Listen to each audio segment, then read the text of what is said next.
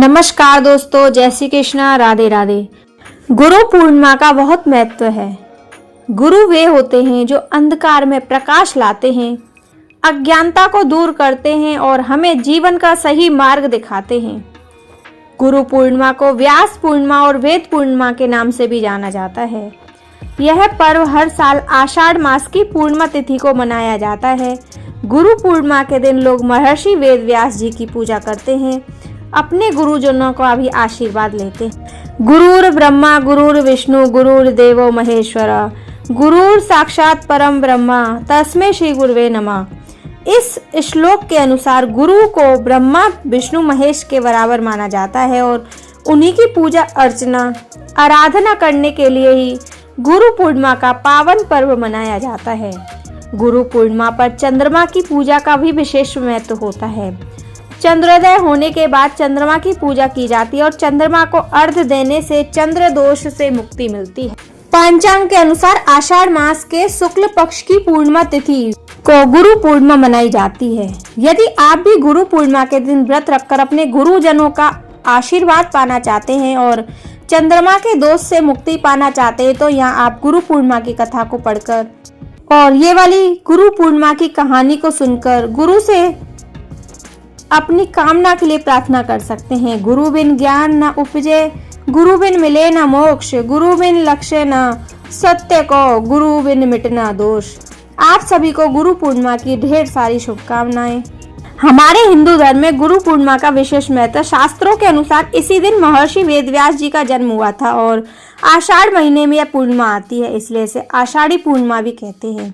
हमारे हिंदू धर्म में गुरुओं को देवताओं से भी ऊंचा दर्जा दिया गया है, इसलिए यह भारतीयों के लिए बहुत खास होता है। गुरु पूर्णिमा के दिन लोग महर्षि वेदव्यास जी की पूजा करके अपने गुरुजनों का भी आशीर्वाद लेते हैं। कहा जाता है कि इस दिन गुरुओं की पूजा करने से उनकी विशेष कृपा प्राप्त होती है। अगर आप भी गुरु पूर्णिमा के दिन व्रत रखकर अपने गुरुजनों का आशीर्वाद पाना चाहते हैं तो आज आपको गुरु पूर्णिमा की कुछ पौराणिक कहानी सुनाने जा रहे हैं, जिससे आप जानेंगे कि किस प्रकार से एक शिष्य के जीवन में गुरु का महत्व होता है। वेदव्यास जी की माता का नाम सत्यवती और पिता का नाम ऋषि पराशर था। महर्षि वेदव्यास जी को बचपन से ही अध्यात्म में बहुत रुचि थी।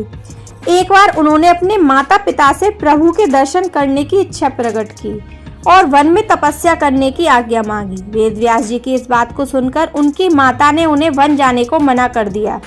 माँ की इस बात को सुनकर वेदव्यास जी मन में हट करने लगे। वेदव्यास जी की जिद करने के कारण माता सत्यवती को उन्हें वन जाने की आज्ञा देनी ही पड़ी।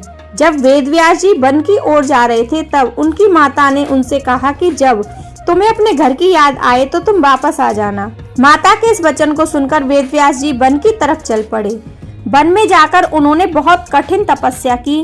तब भगवान के आशीर्वाद से वेद जी को संस्कृत भाषा का ज्ञान हो गया। इसके बाद उन्होंने वेद, महाभारत, 18 महापुराण और ब्रह्म सूत्रों की रचना की। लोगों को वेदों का ज्ञान देने के कारण आज उन्हें गुरु पूर्णिमा के दिन प्रथम गुरु के रूप में हम याद करते हैं। गुरु पूर्णिमा का जब जब नाम आता है तब गुरु भक्त अरुण का ही नाम लिया जाता है। ये कथा तब की है जब आजकल की तरह स्कूल कॉलेज नहीं हुआ करते थे। तब छात्र शिक्षा पाने के लिए गुरुकुल में जाया करते थे, आश्रम में जाया करते थे तथा महर्षि धूम के आश्रम में छात्र शिक्षा प्राप्ति के अलावा आश्रम के कर्मों में गुरु की सेवा से भी तत्पर रहा जाता था।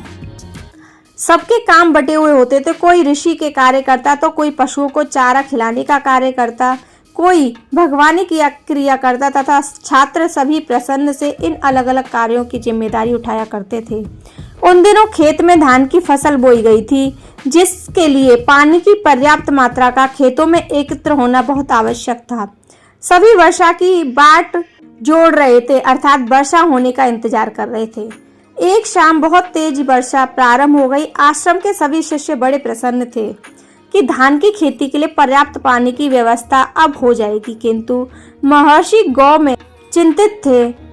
उन्हें भय था कि खेत की कमजोर मेड़ वर्षा की तेज बछड़ों में कहीं टूट न जाए और अगर ऐसा हुआ तो खेत में पानी टिक नहीं पाया और बिना पर्याप्त पानी के फसल बर्बाद हो जाएगी। शिष्यों ने जब महर्षि धूम के माथे पर चिंता की लकीरें देखी तो कारण पूछा। महर्षि ने अपनी चिंता उनके सामने व्यक्त की। सुनकर सभी शिष्य परेशान हुए, किंतु किसी की समझ में नहीं आया कि ऐसा मौसम में क्या किया जाए। उन्हीं शिष्यों में से आरुण भी था। उसने महर्षि से खेत जाकर मेढ़ों को देखकर आने की आज्ञा मांगी। महर्षि ने उन्हें आज्ञा देते हुए कहा कि पुत्र, अगर खेत में मेड़ टूट गई हो तो उनकी सब मरम्मत कर देना। खेत में पानी जमा रहना बहुत जरूरी है।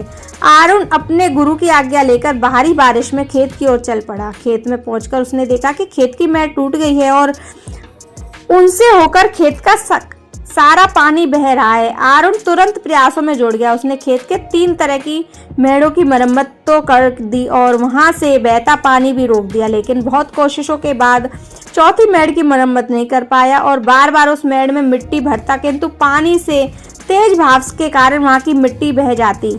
बहुत कोशिशों के बाद भी जब उस मेड़ में पानी जाना बंद नहीं हुआ तो आरुण उस मेड़ पर खुद ही लेट गया। उसने लेटने से वहां से पानी बहना बंद हो गया और पानी का बहाव रुक गया। आरुण इस प्रकार सुबह होने तक भारी बारिश में भीगता हुआ उस मेड़ में ही लेटा रहा। इधर सुबह होने पर जब आरुण आश्रम में नहीं लौटा तो महर्षि धम अपने कुछ शिष्यों को साथ लेकर खेत में पहुंचे। वहां उन्होंने आरुण को खेत की मेड़ पर लेटा हुआ पाया। तब तक पूरी तरह से भीग चुका था और सारी रात बारिश में भीगने के कारण उसका शरीर बुखार से तप रहा था। महर्षि ने उसे तुरंत उठाया और गले से लगा लिया। आरुण की इस गुरु भक्ति को देखकर महर्षि धोम बड़े ही प्रसन्न थे। उन्होंने उसे अपने परम शिष्यों में स्थान देते हुए तेजस्वी और दीर्घायु होने का आशीर्वाद दिया।